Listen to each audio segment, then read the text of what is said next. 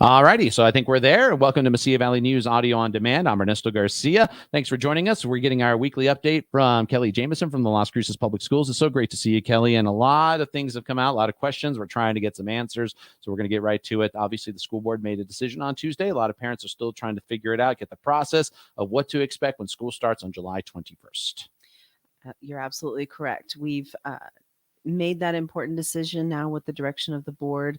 The administration can move forward and start to budget that funding, work with our educators to determine what those extended learning days are going to look like, design some curriculum, give our teachers some resources, and move forward with this really great opportunity for our kids. I'll tell you what, it is an opportunity. There's a lot of money. It's $550 per kid, if I'm correct about that. So that's about $13 million or so. $13 million allocated from the state. Our board president really summarized it well when he said, in other parts of the world, when schools are being leveled, we have an opportunity from our state legislature to use millions of dollars to make our kids better.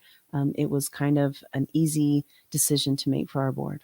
Okay, well, the decision was made. It was 5-4 vote. You want to know more about it? It's on lcpstv.com. You can go through it. Obviously, the school board is just taking a surplus of emails and stuff to try to answer to and calls to respond back to. So if you're not getting a response back, please understand that they are Be patient. They are working through thousands of emails. Absolutely. There you go. I also want to talk about some other things that are happening in the schools because it was a long meeting. There was a lot of other things that were being discussed. What were some of the things that were being brought out there in the meeting?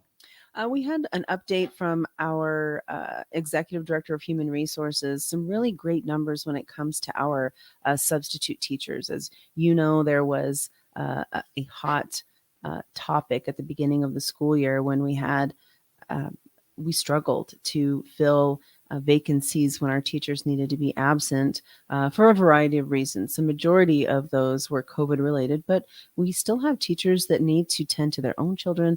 They have their own doctor's appointments and personal lives that sometimes overlap with the school day, and they need to take some days off. So we were struggling to fill those vacancies. We had a very aggressive HR campaign to get our substitute pool back up where we needed it to be, and our fill rate has improved significantly. So one of those questions that was brought up Tuesday is, how are we going to address that shortage as we move towards the beginning of the school year, which is now July 21st? If we're going to be flexible with families and vacations, how does that impact the substitute rate? And I think we're in a good spot right now. Well, at this point, I don't think we're going to need National Guard people to help us out. I think we'll be able to figure this out here. I think we're in a good spot, yes. All right. A lot of teachers have always asked, hey, we are knowing when this raise is coming. We know we're getting a raise. When does it actually get implemented? How would it be the implementation process going? Is there still being discussed? So the 3% raise that was voted as a result or that was implemented as a result of Tuesday's vote happens at the beginning of the school year with extended learning. That 7% raise that was approved by the last legislative session will be paid out in the fourth quarter of this year, and then they'll bring parity, and then starting January 1st and moving into the next school year. So potentially 10% of a raise for our teachers across the board when you combine the 7% plus the 3% that's associated with extended learning.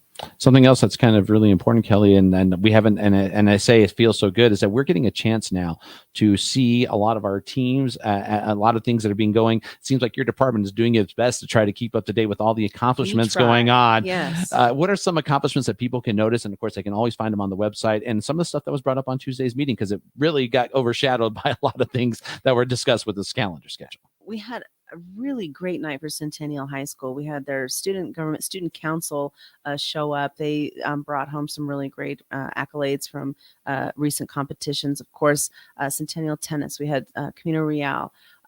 We've got basketball. My heavens, we've had some really great finishes to this season in basketball, and we're moving into those spring sports. So as you said, we try to keep up. It is it is a tall order sometimes to cover a district this size. It's two of us in my office, and we're trying to stay on top of things. Thanks for the kudos on the Facebook page. That is a labor of love, but we try to maintain that, and our website, of course. I don't know if you've had a chance to see it, but the website's brand new, so we're hoping that people are enjoying the news and information that we're able to post there. Okay, the website again? LCPS.net. .net. Okay, I'm going to show this to everybody here, and you can point out some of the things here. Give me 1 second, Kelly. With all this new technology, we get to get all this stuff and everything. Sure. If you have a quick question for Kelly, we've only got for a few more minutes. She does make the rounds around the station here, so we appreciate her. And of course, you can also have other questions as well. And if people always want to discuss something, it's not that hard to reach any members of the school board or district. You know, one of the biggest questions that we were receiving from parents, and some that our school board members repeated getting in their email inboxes, were athletics and activities. So if there are trips or practices or things over the summer that overlap with the beginning of the school year, are we going to be flexible? The answer is absolutely. And really, if you look at some of the programs who practice over the summers, they are still on campus. So there will be some flexibility there. And we've also compiled a frequently asked questions page that we're looking to refine. That list, understandably, continues to get longer and longer. We are hoping we have a target date of April 15th to get that posted. That it's a pretty comprehensive list of questions with answers. So keep that date in mind. Continue to send your questions to the district, and we will work on getting those answered. All right, you can see it right there. There's our page.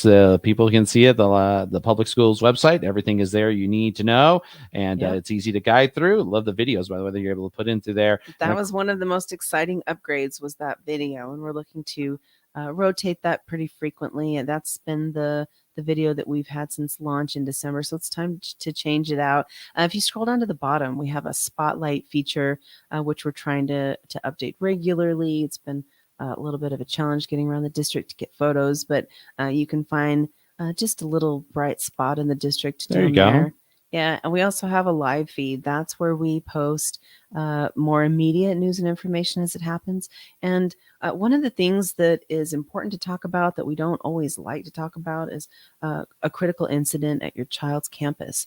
So if you get the notification that there's been a shelter in place or something very critical to the school day, we have the opportunity to send that out through a push notification.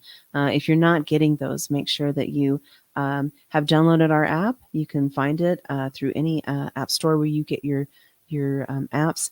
And you can also update your email and phone number through the district, and you can get them that way. So we've been working on a variety of platforms to make sure we're covering all of our bases. You should be receiving emails, text notifications, and if all else fails, check Facebook and our website. We're updating all of the things going on in Las Cruces Public Schools as they happen. And I like the events calendar right there to let you know when graduation is already May 20th, 21st. I better get my son's stuff and daughter in. Yeah. And by the way, the big one, spring break next week. So you get a whole week off of this. Spring break next week. It has been a highly anticipated anticipated, to say the least. Well, thank you so much, Kelly Jameson, for joining us. This is Mesilla Valley News Audio on Demand, keeping you up to date. We'll hope to bring Mr. Ramos in. We're working on getting that set up and everything else as well. So we'll talk with you.